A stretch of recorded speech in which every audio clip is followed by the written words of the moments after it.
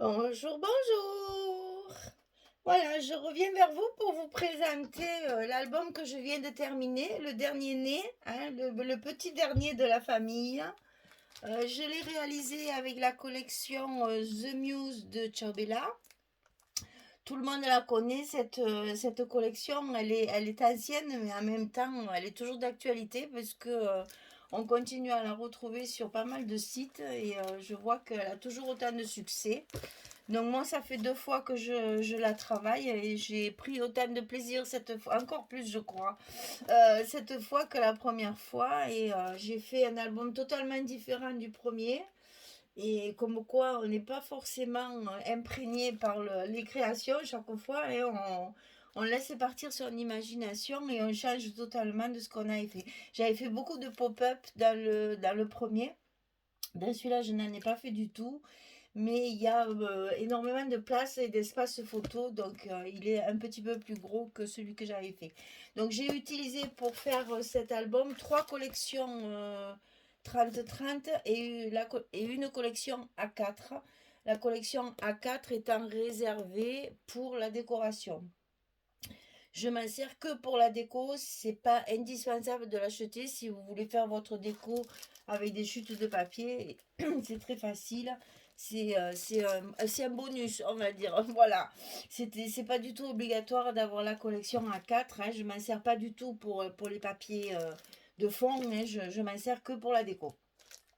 Donc trois collections 30-30 et il me reste quand même quelques pages. J'en ai encore quand même. C'est rare de moi qu'il m'en reste autant, mais c'est surtout des pages avec les images, avec ce genre de trucs. Donc c'est vrai que c'est plus difficile à placer.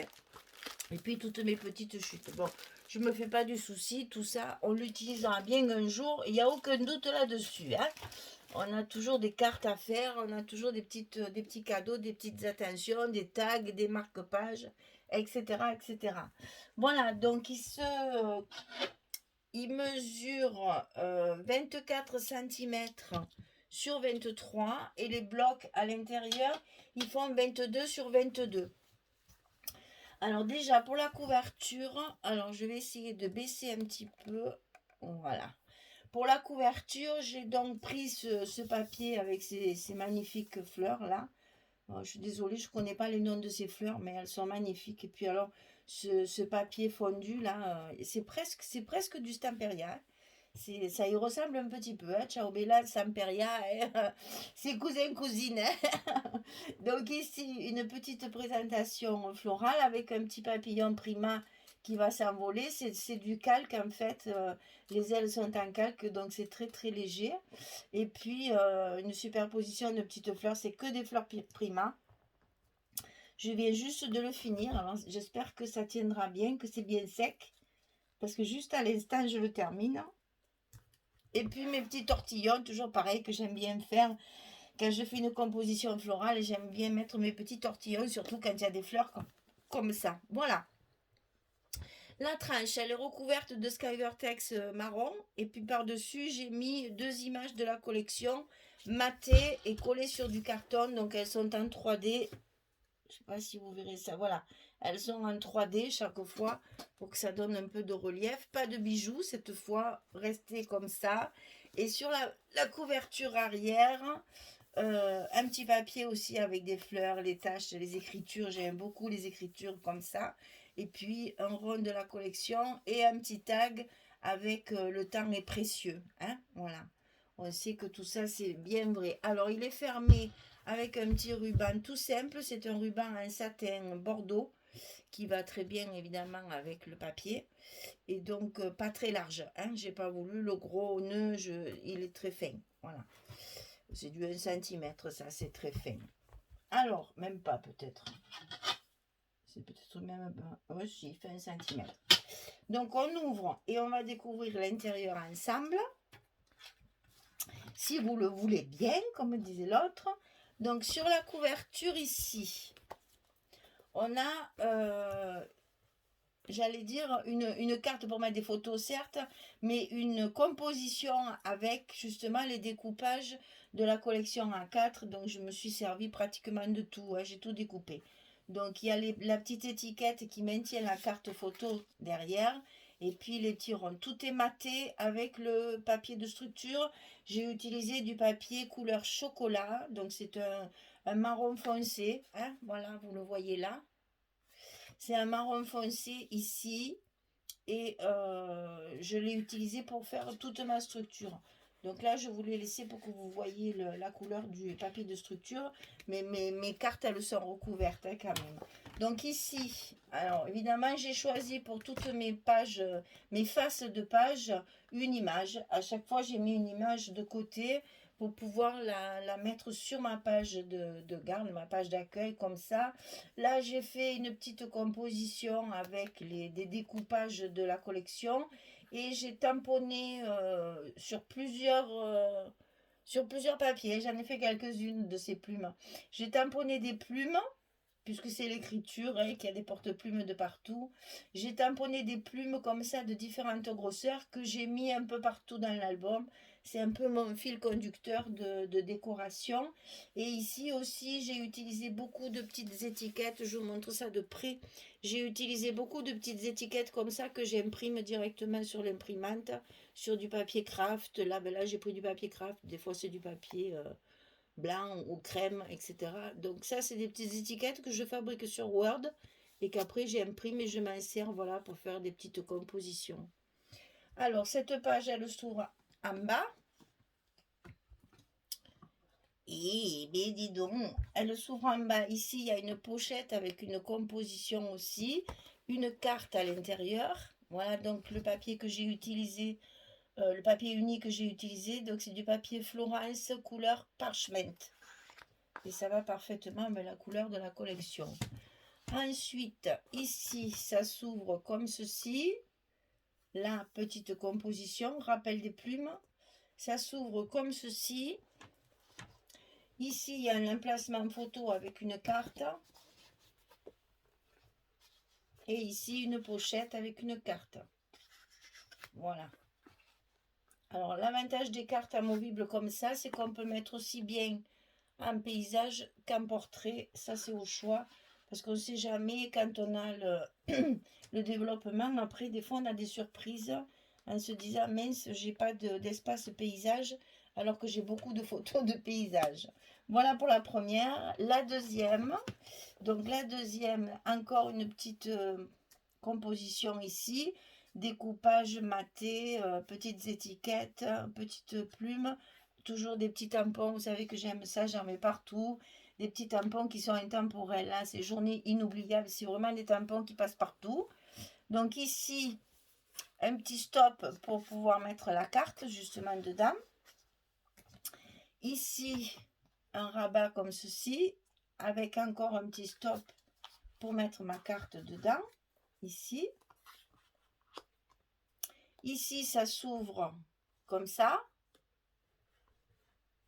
Et à l'intérieur, on a encore une pochette avec une carte pour pouvoir rajouter des photos. Et bien entendu, on peut aussi en mettre une ici, il y a tout à fait la place. Voilà.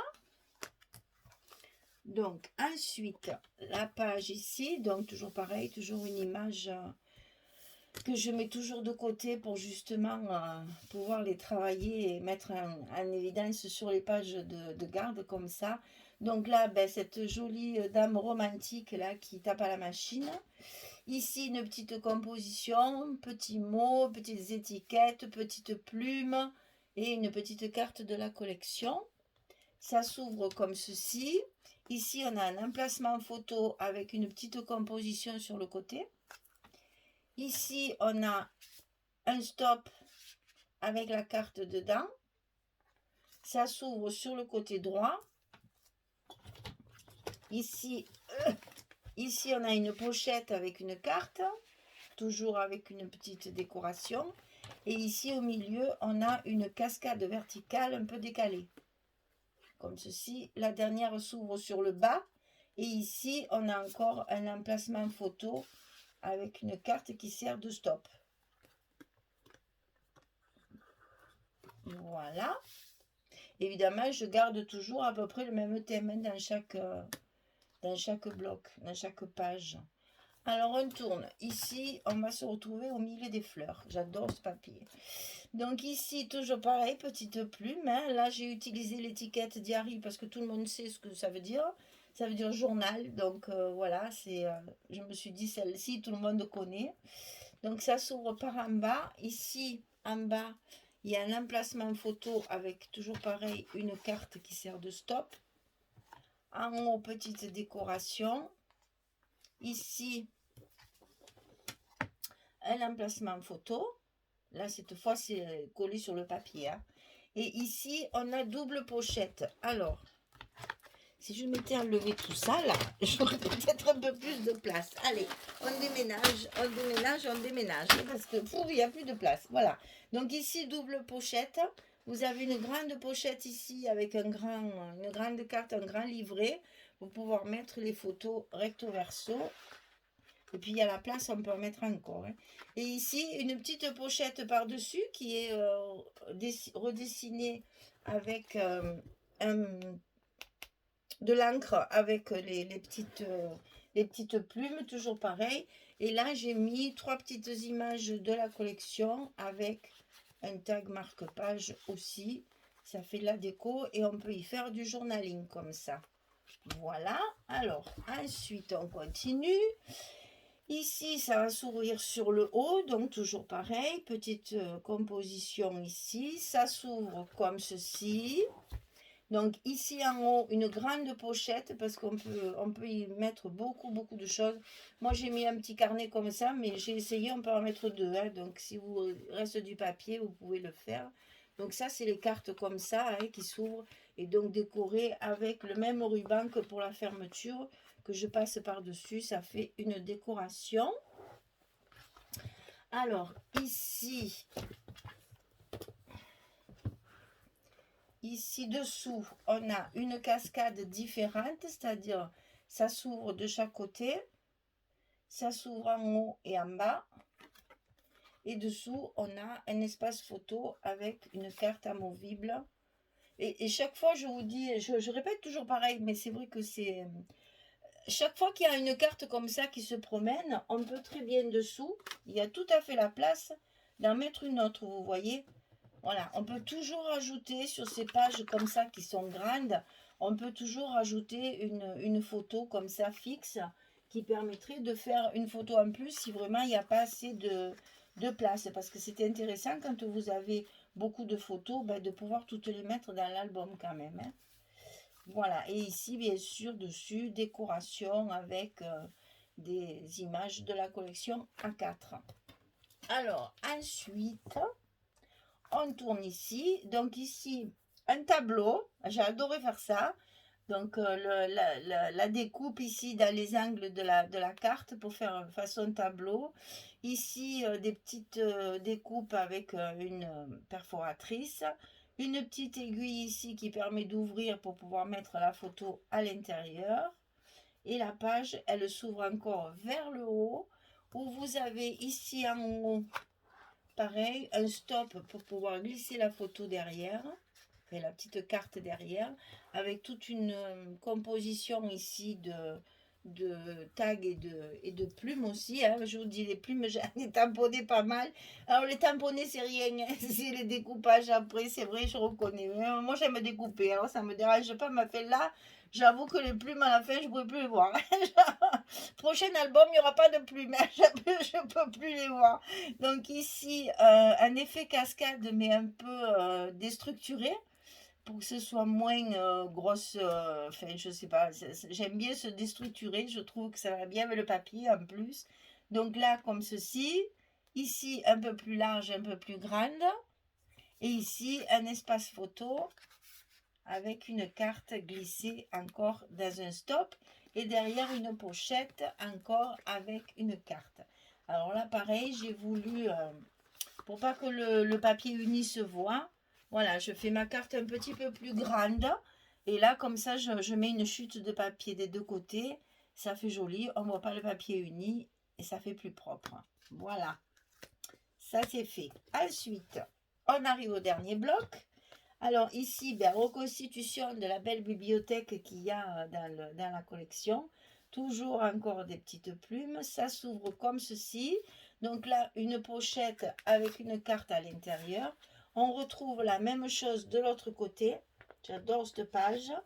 Avec une pochette et une carte aussi ici. Et donc là, une cascade décalée et déstructurée. Enfin, moi, c'est la première fois que je fais ça et j'avoue que ça me plaît beaucoup. Je pense que je le referai parce que j'aime bien ce côté décalé comme ça, là, ça me plaît bien. Donc la cascade, bien sûr, ben, comme toujours, s'ouvre comme ça. Et quand on arrive ici, il y en a encore une derrière qui se glisse dessous pour pouvoir ajouter encore des espaces photos. Voilà, j'aime beaucoup cette page, elle me plaît.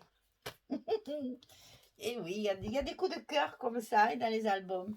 Alors, celle-ci, on retrouve notre liseuse. Là, j'adore, j'adore, j'adore. Donc, ici, pareil, petite image qui sert de fermeture. C'est là qu'il y a mes aimants. Avec un tampon que j'ai volontairement vieilli. C'est-à-dire que je l'ai tamponné en fait sur le papier parchemin que j'ai mis derrière mes cartes, mes côtés granuleux, pour que ça fasse cet aspect un peu effacé, un peu vieilli. Et ici, deux petites plumes. Alors, celle-ci aussi, il y a de la place. Ici, il y a un espace photo, comme ça. Ici, ça s'ouvre et il y a encore un espace photo comme ça. Donc, chaque fois, dans ces espaces photos, ce sont les petites cartes qui me servent de stop. Hein. Je les mate, je les colle que d'un côté. Et puis, mes cartes comme ça tiennent à l'intérieur. Sur l'autre côté, ça s'ouvre comme ceci. Et là encore, un espace photo. Vous voyez, j'en ai rajouté pas mal des cartes. Avec une carte à l'intérieur. Et ici, une pochette un petit peu destroy aussi par rapport à l'habitude, c'est-à-dire c'est pas la pochette traditionnelle qui est en bas et hein, je l'ai faite juste sur la largeur de mon papier ici pour pouvoir justement mettre mes bandes de chaque côté, faire une déco dessus. Ah, voilà, mais c'est là qu'on se rend compte quand on feuillette qu'il manque un tout petit peu de colle et que ça va pas aller bien loin si on le rafistole pas de suite. Voilà, c'est fait. Après les avoir toutes découpées, il ne manquerait plus qu'elles se déchirent maintenant, tiens. Là, et donc à l'intérieur, toujours pareil, une carte pour mettre les photos dedans. Et donc ça se ferme comme ça, comme ça, comme ça et comme ça. Et on arrive à la page de couverture derrière, donc c'est pareil, hein, la carte elle est enfilée derrière les deux petits ronds de la collection et puis un petit mot ici collé sur une étiquette de la collection. Là, je me suis servi du petit carnet de notes qu'il y avait à l'intérieur de la collection 30-30. Voilà. Eh bien, écoutez, j'ai pris beaucoup de plaisir à le faire hein, parce que ce papier, décidément, est vraiment magnifique. Et j'espère que vous vous amuserez parce qu'on le trouve encore. Hein, si vous le voulez, il y a encore. On le retrouve facilement. Voilà, voilà un album de terminé. Encore, ben, j'ai pas compté les photos. Ah ben, je vous le marquerai dans la description. Oh, quoi qu'on a le temps. Allez, je tourne vite et on essaye de compter. Donc là, je compte toujours les espaces où il y a les papiers unis. Bon, là, il n'y est pas, évidemment, c'était pour vous montrer le papier chocolat. Hein, que je vais la mettre. Hein. Donc, ici, 1, 2, 3, 4, 5, 6. Là, on peut compter les deux puisqu'elle est dedans. 6, 7, 8, 9, 10, 11.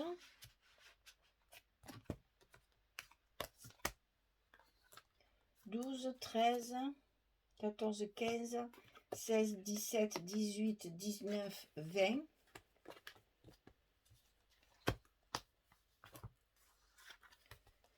21, 22, 23, 24. 25, 26, 27, 28, 29, 30, 31, 32. Je compte le minimum. Hein. 33, 34. 35, 36, 37, 38, 39, 40, 41, 42, 43, 44, 45, 46, 47,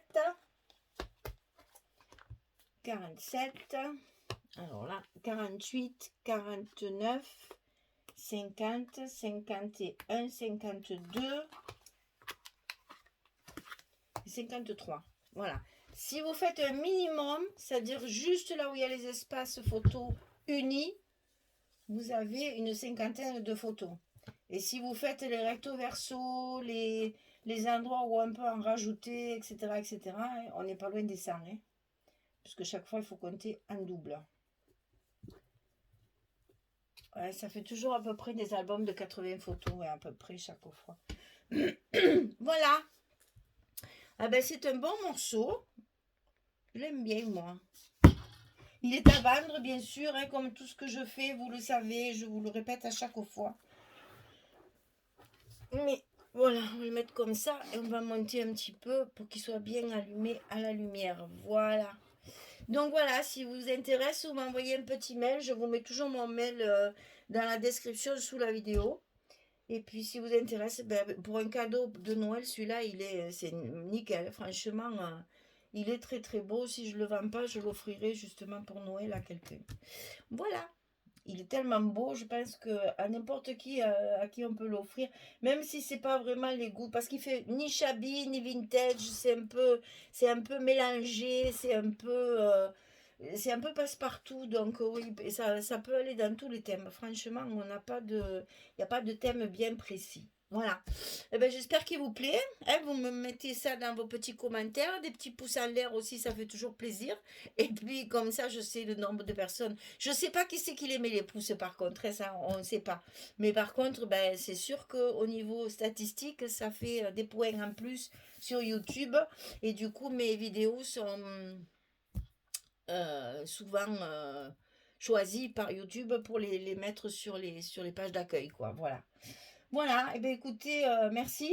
Je vous dis à très vite parce que je vais attaquer de suite le colis d'été des kits de Corinne. Donc la collection Minté va arriver très très vite. Donc je pense que le temps que vous regardiez toutes celles-là, l'album il sera terminé et ça enchaînera derrière. Voilà. Merci beaucoup, beaucoup de votre fidélité surtout.